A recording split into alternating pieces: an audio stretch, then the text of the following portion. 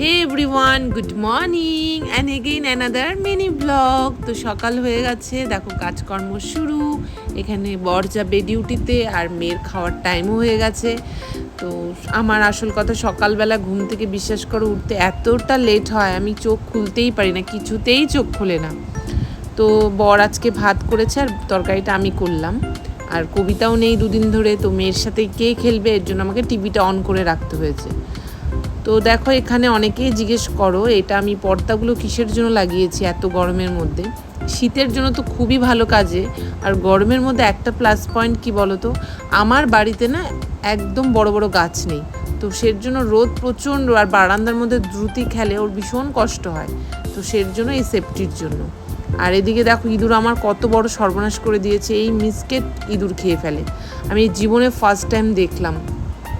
তো চলো আজকের ভিডিওটা এখানেই শেষ করছি। কেমন